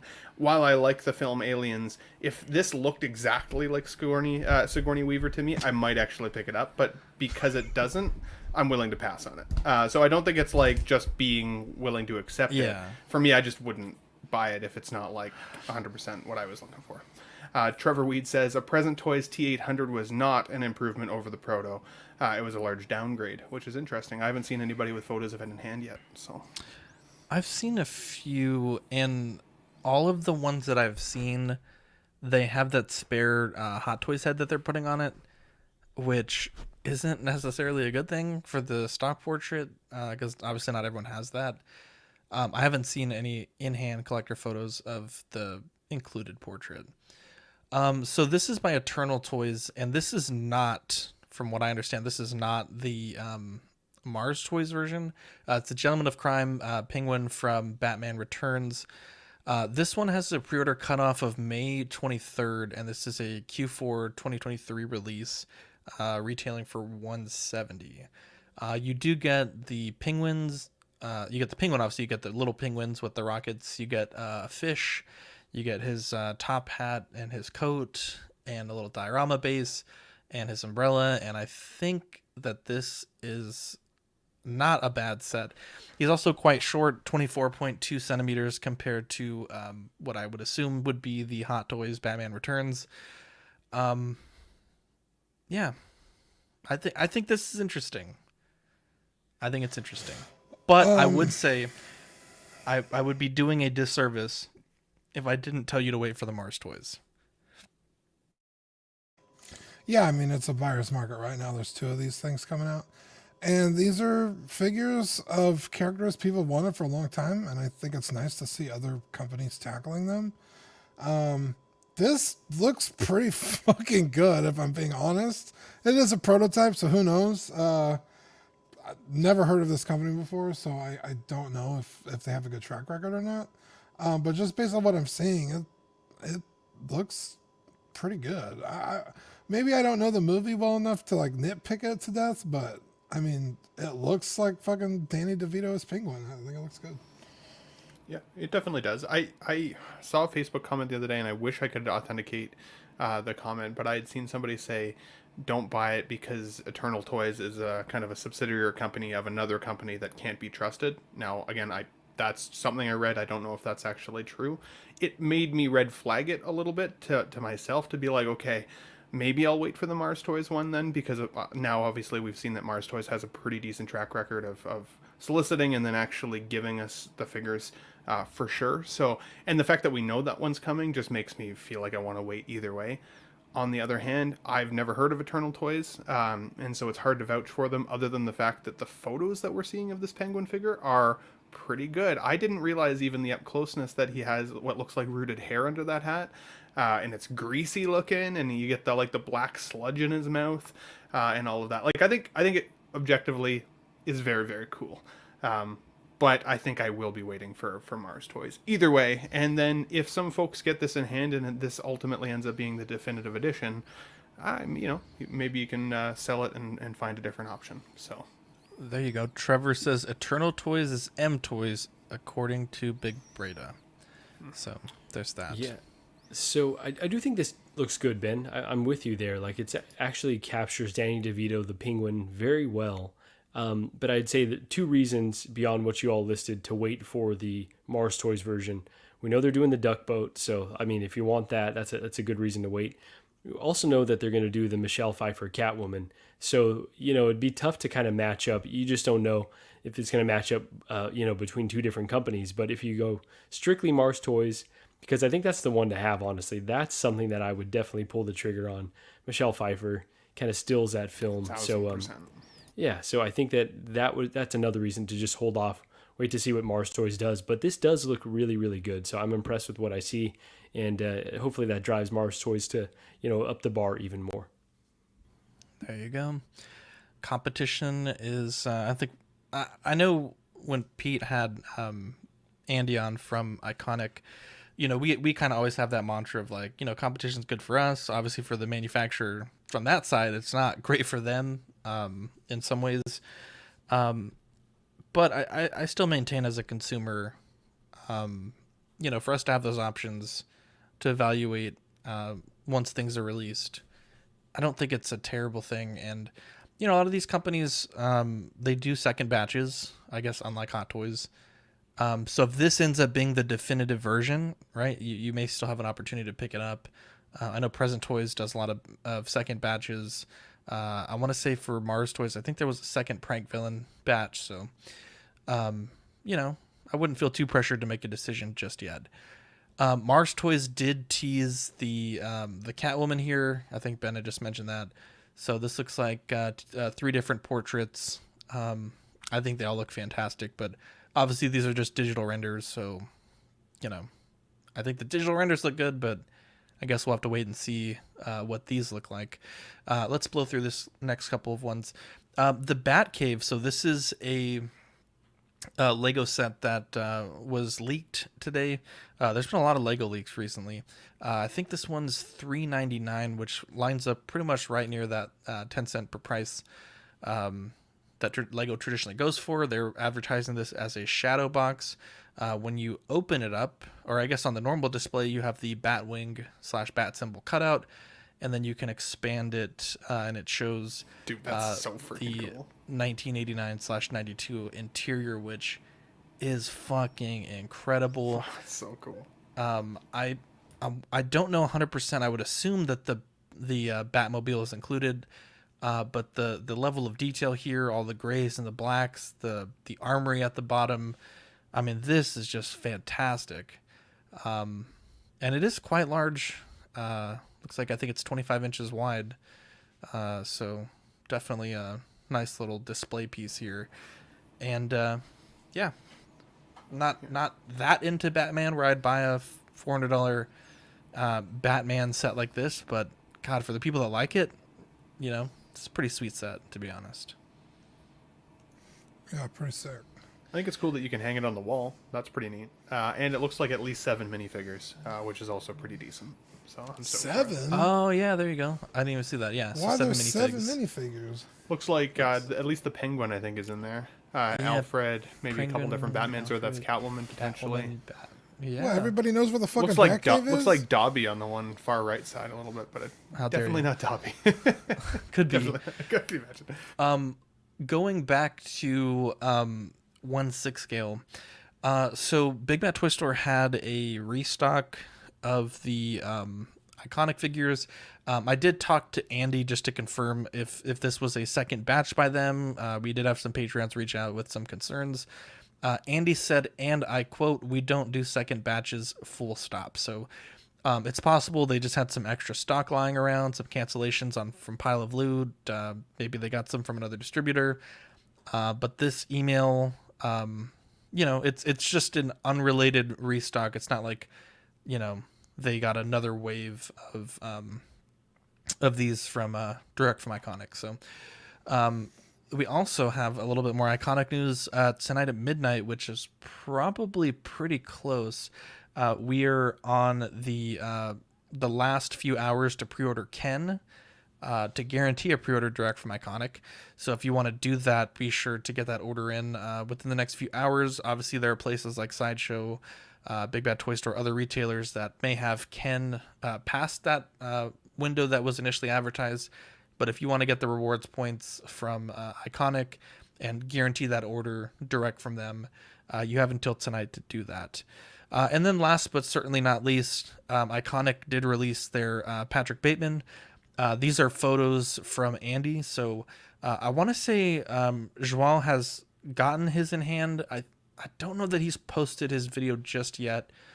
In fact, let me double check his channel. But I think he said he was going to try to post it today. So if you want to, I don't see it on his channel. But I imagine it would be there, within the next few days. So definitely be sure to check that out, because I think he's one of the best reviewers in the game, and I think he'll give us an honest review as to the quality of this. But from the photos that I've seen direct from Iconic, I think it's pretty good. But it's always good to hear from a third party. Dean, Marco, what do you guys think about this? Yeah, I think this turned out really terrific, honestly. I'm a huge fan of Iconic. I want to support them as much as possible. This is just, with these kind of fringe properties, you do this calculus where, like, do I need representation in my collection from this film? It's a film that I enjoy, but not one that's, like, so iconic to me that I have to have it. So, yeah, really happy with how it all turned out, but definitely a pass for me. And I have to say, I think the Christian Bale sculpt on the left is a little bit soft. This isn't their finest work. I know having the Ryu, they're not really going for photorealism. So hopefully with more like the Muhammad Ali, that head sculpt comes out a little bit tighter than what I'm seeing here. But overall, pretty fantastic. How about you, Ben? The sculpt on the right, I think, Dean. looks pretty good, though. I think it looks kind of like Christian Bale as like a kind of a dynamic face sculpt, and I really like the blood splatter on that axe. I think that's pretty cool. Yeah, that's badass. What were you gonna say, Dean? Oh, I was gonna say Christian Bale's very young in this movie, so I think the softness of the sculpt kind of just plays on that. I think it looks fantastic. Because you're kind of so used to thinking of Christian Bale in like the Batman movies. Yeah. But I mean, he's probably not even 30 years old when he made this movie, so he's pretty fucking young. Yeah, I think this looks fantastic. The tailoring, that getting a suit to sit that low on the shoulders is very hard. And then even with the fucking raincoat on top of it, I mean, I think it looks fantastic. That watch looks fantastic also. Bro, I was going to say that. the two-tone? The two-tone on the bands, that small, insane. Yeah. Yeah, I don't have a connection to this character or this movie, save for the memes with like the card scene. People put it with like Pokemon cards and stuff. Yeah. I think that's funny, but I wouldn't add this to the collection, but I think it looks fantastic. Jordan Skinner says, not into Batman? Shame. I'm into Batman as much as the next guy. I'm just not spending $400 for a Batman Lego set, my guy. Do you like it more than a Dean shadow likes box? Batman? A shadow box. What was that? Probably. Dean doesn't like Batman. So. I probably like it more. I have turned a leaf on Batman over the year. How dare you? Over the year.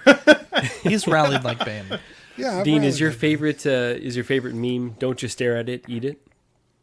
Anyways, moving on. So, let's thank our friends over that's at from the film 16 Kit. You get $10 off your first purchase on 16 Kit using code CW10. Again, that's 16kit.com. We also have Off the Racks Collectibles, $15 off your $100 purchase with code CW. It does take it off the final if you're doing a pre-order, and just double check your invoice. I think you had like a computer error, so some of these invoices were sent without the discount, but John was really quick to get them sorted out. So definitely make sure you double check your invoices and make sure you're saving all that money that you deserve to save. Let's talk about, there we go. The definitive versions of figures. Ben, you had a great idea for a topic. I want you to lead us off and tell us your initial thoughts. Yeah, so I mean, earlier we were even talking a little bit about, that penguin figure, right? And whether or not he might be the definitive figure, maybe Mars would have the definitive figure. And then I saw a little spoiler today online that the new Captain America suit from the New World Order or a New World Order looks like it's gone back to more of like a Captain America style, like the blue outfit, and very different from what we saw with Falcon and the Winter Soldier. Now people are just starting to get that new Captain America, in their collections. and suddenly like we're probably going to see another version of that character. So my question for you guys was, do you chase always the definitive edition, or do you feel like the next in line is always the definitive? Or how do you process what you feel is definitive for a character within your collection? Because to me, it starts to exhaust me after a little while when I feel like I've got the most updated, best representation of my figure, and then something else comes out and maybe it suddenly doesn't feel as definitive. So what are your thoughts? So it's tough. I do have this bad habit of buying for like cheaper figures, like, like 1/12. I will buy a lot of versions of that character. Like, Black Series Mando. I think I have like 7 of them.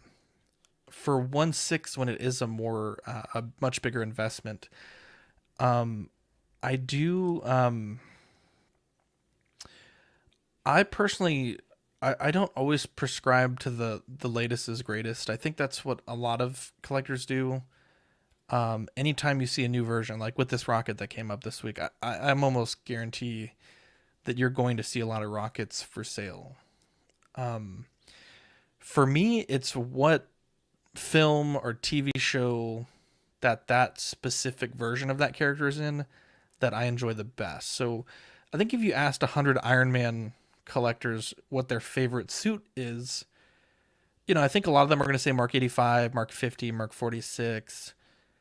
For me, my favorite suit is the 42 or the Star Boost.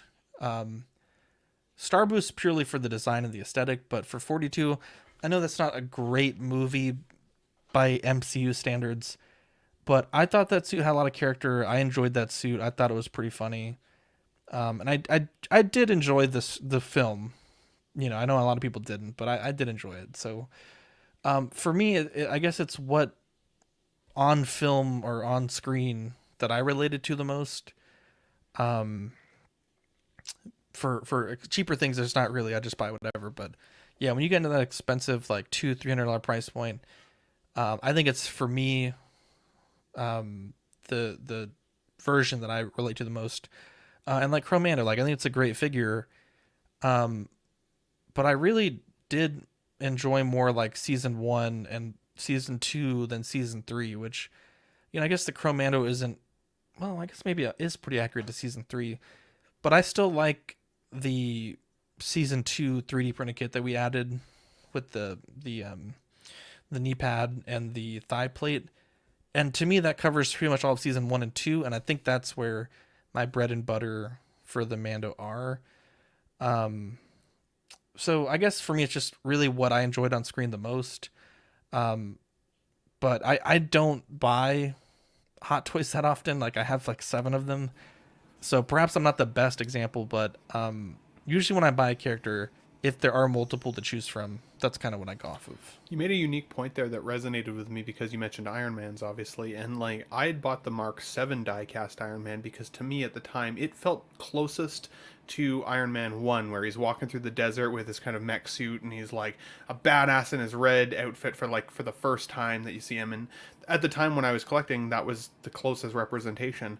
But then they actually came out with a die-cast Mark 3, and it put me into this position of, okay, well, my original intention was to kind of get close to that. Well, now I can get even closer. So should I upgrade it, or should I keep what I have and say I don't need it anymore? But you also make a point of like the first generation. Like I think of the Hulk. Like I think the first generation of the Hulk is way cooler than Smart Hulk that we got from Endgame. So just because they were next in line, definitely for me wouldn't make me want to buy it anymore. But what about you, Dean? What do you think? Yeah, to me, definitive is kind of like when you close your eyes, what version of that character do you see? For someone like Captain America, the suit doesn't really change all that much, save for the colors and maybe like the patterns. Like if you look at the stealth suit, it pretty much looks exactly like the Civil War suit, except it's blue and silver instead of red, white, and blue. like the abdomen stitching and stuff like that. I think the chest is like a little different, but it's basically the base suit has been the same. So like I have the Civil War cap. To me, that's like iconic, definitive cap, because you get the Endgame suit and it looks again basically exactly the same, only has the scales. To some people, Captain America and the scales is like the look, right? So that's their definitive. I didn't really grow up with the comics. I started the MCU was kind of my gateway into the Marvel, save for Spider-Man. But so to me, like that Captain America is my definitive cap. Iron Man's a little trickier because he's got such cool scenes in so many different movies and different suits. But yeah, if you look at the Mark III, Mark IV, and then the Mark VII, they're very similar suits. So you almost can't go wrong with either any of those suits. Once you get into like the 5, it's very different. The 6 has the triangle. You know, it's some people love the triangle, some people fucking hate it. So you kind of pick your litter there. But yeah, to me, it's when you close your eyes, which version of that character do you see? Like when someone screams out, Peter Parker, like, what do you see? Do you see Tom Holland? Do you see Toby? Do you see, So that's where I sit on that one. And if you close your eyes and think of a figure that you would want, it's not dirty. Don't go there. You stepped on my joke, but anyways. Go okay, yeah, you just, but it's not available. Like, what would you say to a new collector then that's getting into collecting? Like, would you tell them to potentially wait for that version that they see as definitive to come? Or do you think that they should still buy what's available and maybe trade out later? Depends on the property. I hate this chasing the definitive figure thing. Like, I really do hate it because you could never get... It's like guessing the stocks or guessing, like trying to time the market. You can't really do that, right? You could try to, but if you think this whatever figure is going to be definitive, they're probably going to come out with another one. And it's maybe not going to be from the next film. It's going to be a 2.0 from another film that you love. So chasing the definitive version is just like almost impossible to do. I think you've just got to go with your heart, get the representations from the film. So I think you just have to treat it like one-offs. Not everyone has the luxury to collect multiple figures of a character. I understand that, but if you really, really enjoy like a film or a TV show or whatever property, and that's a cool representation for you, I'd say just follow that and not necessarily try to get the definitive, because you will drive yourself nuts. You had a counterpoint, Zach? I feel like I've seen this a lot with the Mando season 2 finale Luke. I think for a long time people really felt like the Return of the Jedi Endor Deluxe Luke was like the definitive, episode 6 Luke. And then obviously we had like the Snowspeeder Luke, and every time one of those releases came out, this is the definitive Luke. And even though this current Luke is like from a really cool moment, it's also just from a TV show. I think it's interesting to see people like saying that is more definitive than like the OT classic looks. You think they're trying to convince themselves, or? No, I just think it goes back to like the latest is best, right? Like even though the hair isn't accurate to the episode 6 outfit, and I want to say the cloak should be brown, which I believe in the Hot Toys it's black. So like there are some inaccuracies, but they're saying like, this is the definitive Jedi Luke. In their minds, like it's definitive because of the action on screen versus like the accuracy to the OT source material, right? Which I don't have a problem with. I mean, everyone collect what they want. Don't let me tell you how to collect. But the number of people that I've seen recently say like, this is the definitive specifically for that figure is quite a bit. We should just take definitive out of our lexicon, honestly. That and Grail and reissue and remake. Yeah, because like for me, definitive Luke Skywalker is episode 4. Same, dude. It's Farm like Boy Luke. Farm Boy Luke. It's like 100%. wide-eyed, kind of ignorant 7. Okay, I will fucking end our friendship right now. Hobo Luke. Okay, DJ, it is accurate to the source material, but I'm talking about people saying like, this is my Luke for the collection. but it's like, is that really the It's most? so far removed from Luke. It's Yeah, not even the same actor. Yeah, I guess that's the point that I'm getting at, DJ. Yeah. You are correct that the outfit is accurate to that scene, but I've seen so many people futzing it into like their Return of the Jedi shelf or their OT shelf when it not technically, but again, that's people want to collect and they collect. I'm not going to tell them what to do. But Yeah, I just thought it was an interesting point. yeah, I think Marco has a good point, but also to counter Marco's point, then you're never going to stop buying figures, It's true. It's true. That's the cycle that you end up in. Yeah, it's like, But do you actually think you could be happy if you're like, okay, this is the definitive one. This is it. I'm done. Definitely. Okay. Yeah. I don't know if I could, because I was thinking about what you were saying, Marco, about it being kind of a gamble, and I was feeling that way with my rooted 2-pack Joker, because it was, for me, pretty delayed at this point, and it spent so much money. There was like a small part of me that was still kind of hoping that Hot Toys would make one now that's potentially as good, or like, who knows, maybe even better, before I had to pay my invoice so I could cancel it and pay significantly less for what I could now consider a definitive edition. And I was driving myself nuts because I was thinking, like, I gotta pay this invoice any day now. So, are you gonna Ben's respond, like, Hot Toys? Hello. Ben's like, I haven't slept all week because I'm thinking up all these scenarios. All these jokers, My He's God. in the end game now. Yeah, I'm pretty lucky that, especially depending on the character, but Luke is one of those characters I will buy kind of every version of Luke. But if you told me today I had to sell all my Lukes and I could only keep one, I would keep Farm Boy Luke without even thinking about it. I'd be like, It's a great figure too.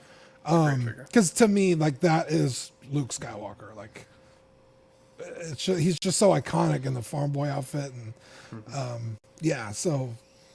And then they do a 2.0 of that Farm Boy Luke, though. Is yours still the definitive one in your eyes, or they'd be hard pressed to do better than that Luke, because it came packed with a bunch of shit. It has a bunch of shit, but the portrait is off. The portrait's not super great, but bad. you could just buy it. I've owned that figure. I like it. I'm okay with it. If you put the wrong hat helmet on or hair helmet, of course, you'd be an idiot to do that. It's a great short. That's a great short, Ben. Who would do that? But yeah, you don't get Hot Toys the way you used to. Fucking Sand Trooper, Luke Skywalker, the fucking Sand Trooper might be their all-time best figure. I will die on that. Insanely well done with how many accessories you got and shit for the price.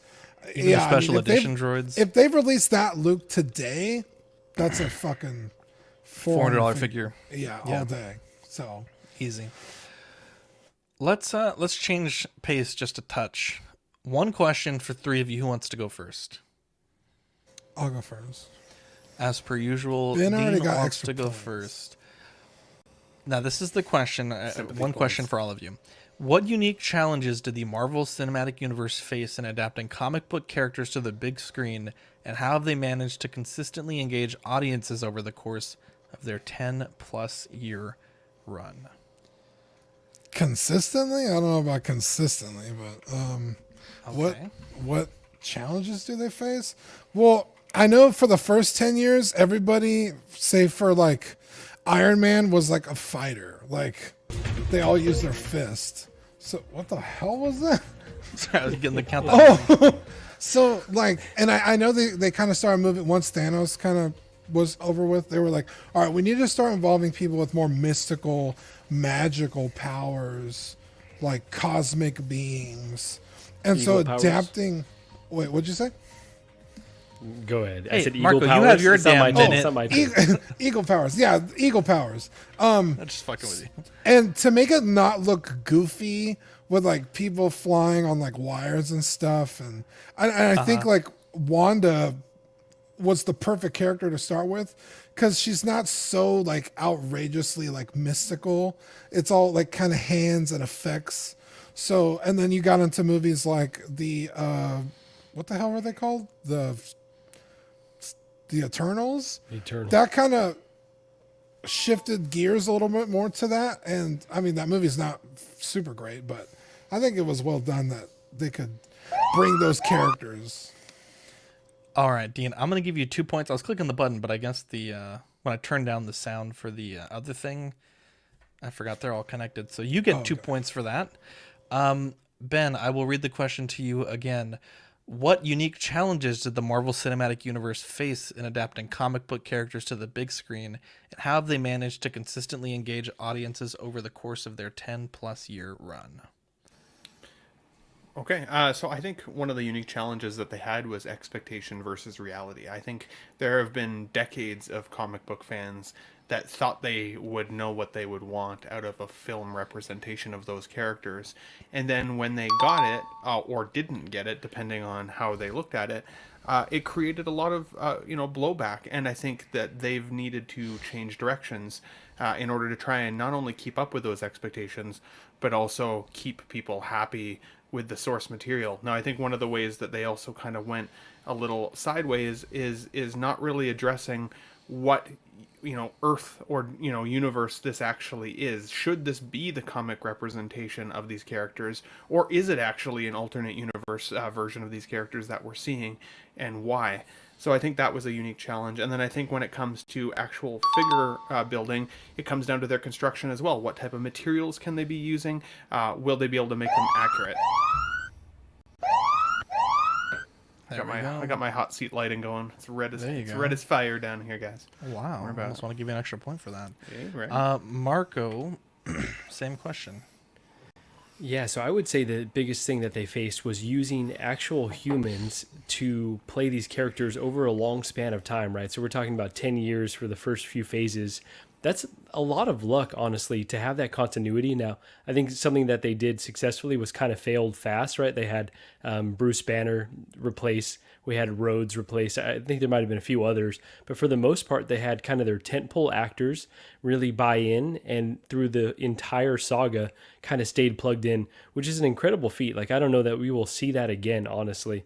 Like, perhaps the Harry Potter franchise is the one that came as close to having just a long series of films with the same lead actors. So it's incredible that they were able to pull that off. And we're seeing now with the next phases, like, it's not going too well. Jonathan Majors, they put a lot of stock into him. He might not be around for much longer. We don't know. And so, like, there could be, people pass away. We saw that with Chadwick Boseman. So a lot of luck. But, strategically, they really took a gamble, and it paid off, and paid off beautifully. I like that answer. I like it a lot. I'm going to give you 3 points for that. Yeah, good take. I saw a video the other day, and it was saying that a lot of the superhero movies have kind of gotten away from the idea of saving people, and they're more about just like having big fights. And I feel like in some ways that is true. Obviously with Infinity War, Endgame, and Guardians of the Galaxy, I feel like they've really focused a lot on that. But just the amount of collateral damage that would be happening. It's like we saved the city and it's fucking destroyed. So that is something that I think is challenging, and I think that's why I liked the Batman so much, because really he's just saving like everyday people against other everyday people, and I think that is why I enjoyed that movie a lot. Obviously, there are Marvel films that do focus on saving people, but all great answers. Well done, boys. I think that like Avengers level threat though is part of it, right? I feel like they kind of hung their capes up on that a little bit, that it needed to be like an Avengers level threat to see these folks in action, whereas Batman is more street level. He is dealing with the small crime, petty crime, up to those bigger crime bosses like Penguin, but it feels more grounded in that sense. I can see what you mean. Yeah, DJ says every movie being a world-ending or universal-ending threat, those should be left to the Avengers for sure. Well, they've still never addressed that huge thing sticking out of the ground from the Eternal movies. Nobody's talked about that since. They're getting to it. The size of a planet hanging off the planet. Nobody cares. Nobody knows. Is it hanging off of Earth? It's out of the ground. It's crazy. I haven't seen the Eternals. Oh my god, it's insane. Bro, Ben's not wrong. It should have created tsunamis that destroyed half the planet. Like, it makes no sense. Wait, what? It'd be like if the moon hit the Earth. I can't remember what they're called. What are they called? Celestial. A celestial being comes out of the Earth's core, out of the ocean, and is now hanging frozen out of the world. Is it in Antarctica? it would literally create waves that would destroy half the population, if not the world. There's a Reddit post. There have now been 3 Marvel movies that have taken place since Eternals, and somehow no one has mentioned how the Earth now has a dude sticking out of it. Yeah, that's awesome. Is that Ben's Reddit account?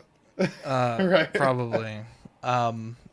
Let's talk about our movie of the week. We'll wrap this one up. Transformers 2007, as voted by the fans, our first ever fans choice. We'll do this every cycle. So go to facebook.com/ something, Collecting Weekly Auxiliary, join the group, find the pinned post, let us know what you want to see.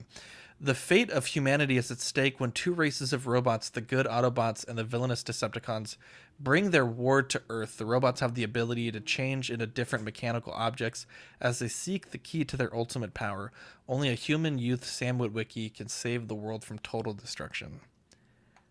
This movie is a fucking banger. I love this film. And I would say, like, the second one and maybe the third one are okay. And then after that, they get pretty terrible. But this movie is fucking awesome. I remember seeing this movie in the theaters and just being blown away. It's fucking fantastic. Starscream is a fucking badass with the Raptor. I don't know his name. The helicopter dude with the scorpion in the beginning of the movie. Fantastic. Definitely over the top action scenes with the explosions. Obviously very Michael Bay and just fucking shit flying everywhere. I think the robot designs are a bit weak. I don't think that for some characters, I think they're pretty close to, what you would expect. But for Starscream, like, he's just like a giant Dorito chicken. Megatron is also pretty fucking wild. Outside of those small nitpicks, this movie is fucking amazing. The soundtrack is incredible. You got Megan Fox, probably excluding the thumbs, the most beautiful woman on the planet. That's where I paused the movie and never went back. Definitive Megan Fox's Transformers. Yeah, peak Megan Fox. Fun fact, the Autobots can also transform gender. Super progressive. That's true. It's in one of the cartoons. What is a Dorito chicken, by the way? 10 out of 10. Imagine a chicken, but like as a triangle. In the shape of a Dorito. In a Dorito triangle Never chicken. heard that before. Interesting. In fact, I'm going to Google Dorito chicken. I was going to say, I'm going to Google that and see what comes up. Ew.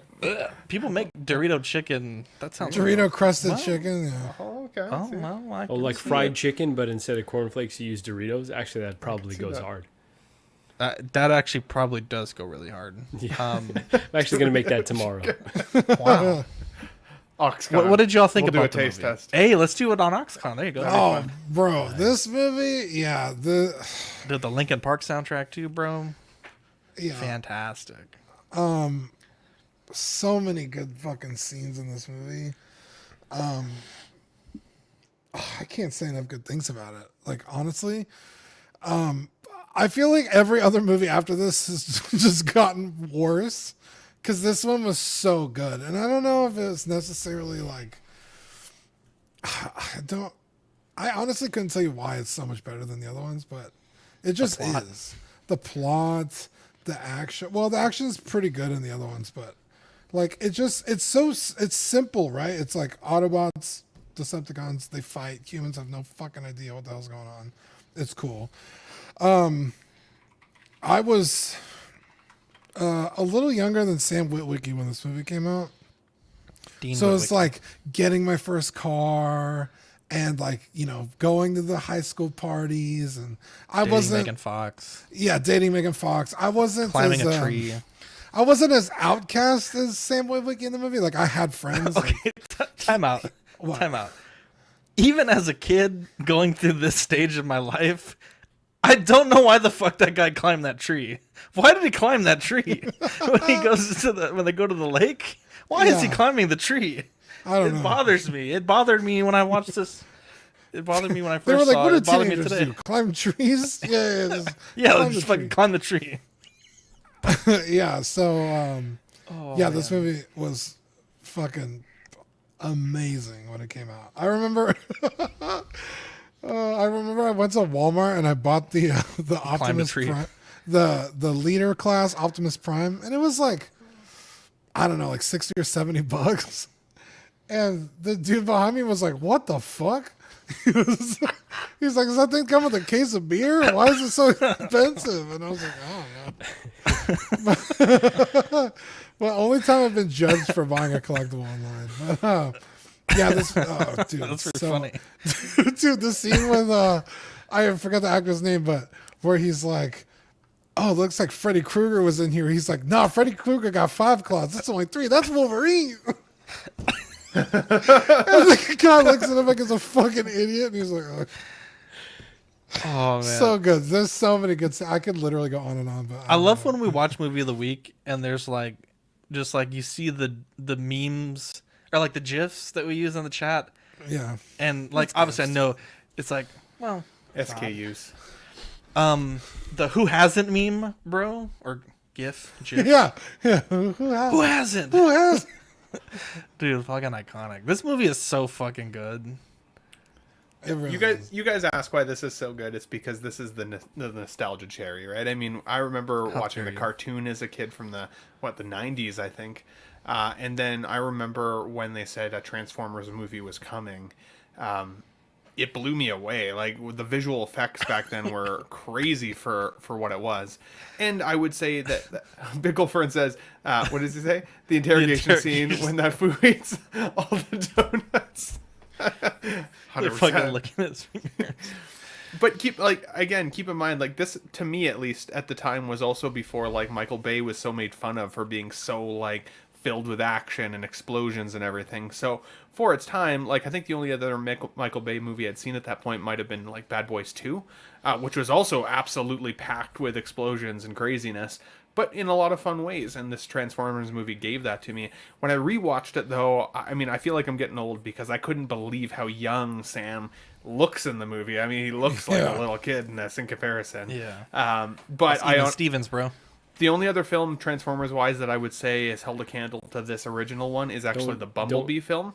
Don't Yeah, leave some meat on the bone. Meat on the bone, Ben. Oh, okay, gotcha. So that's where I'll leave it there. But I did love this this film. Good choice. Good choice.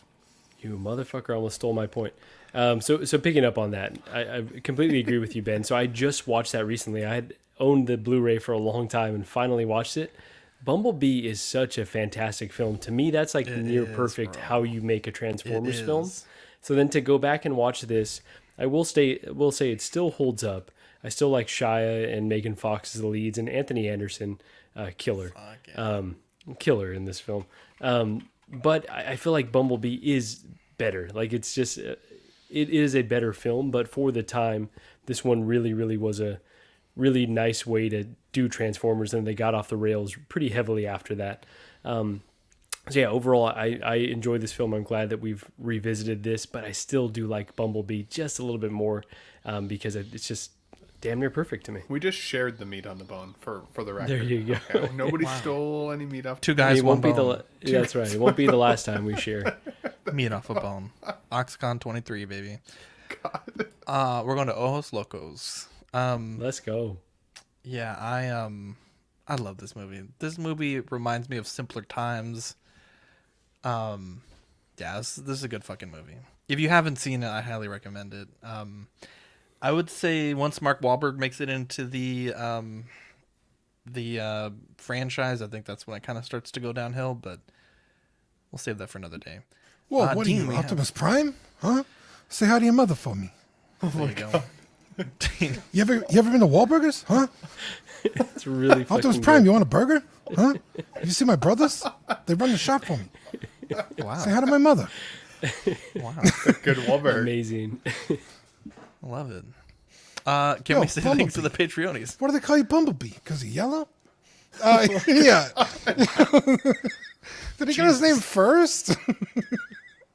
How did the Autobots know what bumblebees are? They're from Cybertron. Is that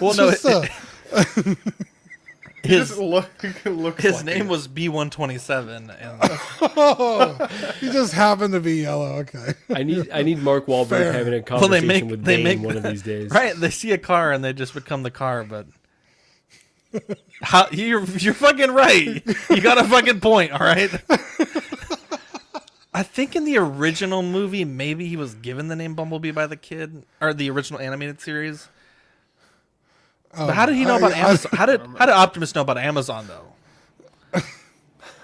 There's a lot of weird stuff if you think about it. It's created more questions. You didn't like that joke? How fucking dare you? That was a great joke. I guess it might have gone Amazon over my Prime. head. Oh, you bastard! That went over my head. I Oh missed my it. god! Oh god! If I said It'd be something really about funny if Optimus Prime was a Ford Transit. Oh my god! Wait, why? Because that's what the Amazon Prime delivers. Not 18-wheelers anymore. Okay. Oh, boy. Good times. Good times. Beautiful tangent. Give a all quick 30 shout out people to watching are like dropping like flies.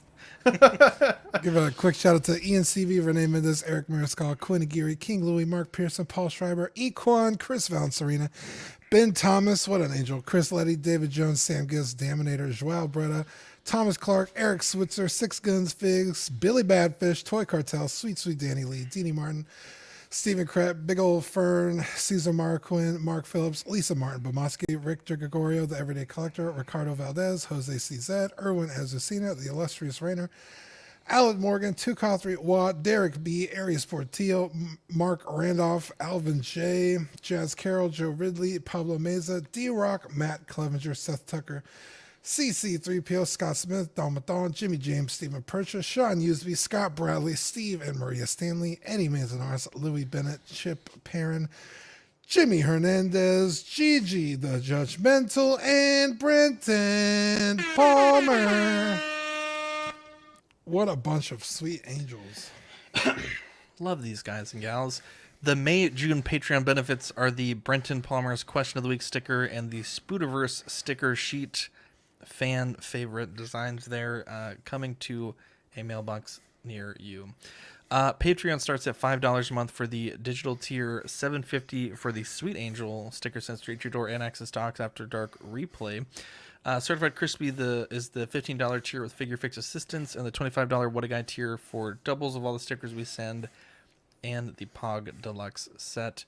Looking at our YouTube channel members, we have Mojo Z78, Absolute Irwin, LV Avenger 702, OMFG Rick, S Beam, Andres IB, Daminator, Sam Giss, Thomas Clark, Benjamin Hansen, Chris V, Big Ol' Fern, Cram, Alvin J, OG Fan, Mark Pearson, Ben Thomas, Paul Schreiber, Andrew Giebel, CC3PO, Carlito, CT603, Eddie Mendez, B-Chan, Fat Batman, Justin Sports Card Museum, Philip the Fool, Kiki Spinkter, Universal Key, Eclectic Collector 2, Kotri, Single Songwriter, Jake Zeke, Equan, The Everyday Collector, DJ, Toy Cartel, KJ Smith, Adrian Aguirre, Knight, Slifer, Baby Boy, 562, Steph V, Mike Oxlong, Just Another Friday Night, Noble Young, 16-Figure Focus, Blue Beetle, and Gotham Cenobites.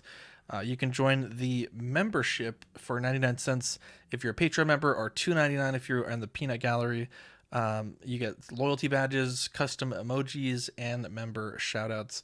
Taking a look at the network, we have After Dark tomorrow at 10:30. Thursday, OFAC is rescheduling for next week, so Dean, myself, and Badfish may be doing Cowboys.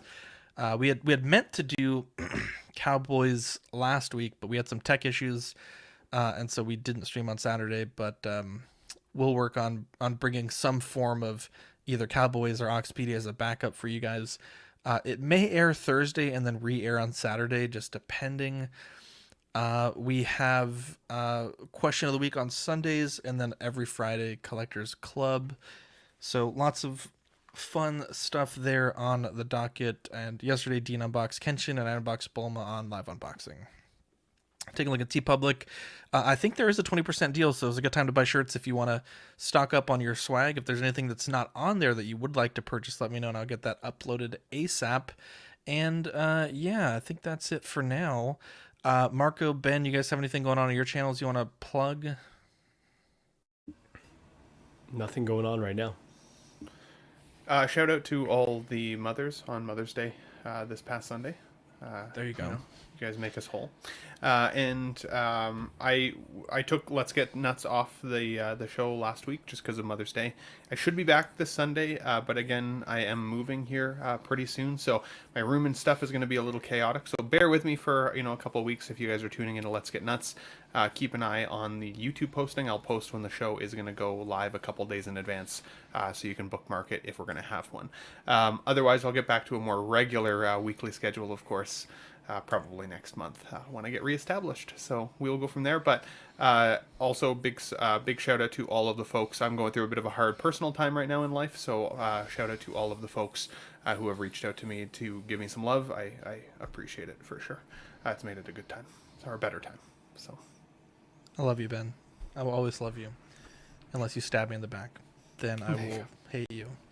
I would. What the fuck? I don't know. Took a really dark turn. You could have ended like 2 sentences early and it would have been fine. We'll see what happens at Oxcon with those Dorito chickens. Yeah, there you go. It's all about the music of the sentence, Dean.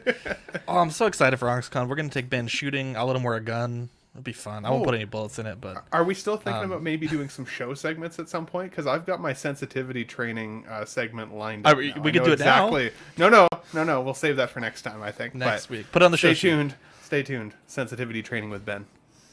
There we go. Yeah, we need one for Dean and one for Marco and myself as well. But what segments or? Yeah, if you pay attention to the chat, we talk about it. But yeah, so Dean does voices. I just want every week. Yeah, do voices. Like in old CW times, we used to do segments.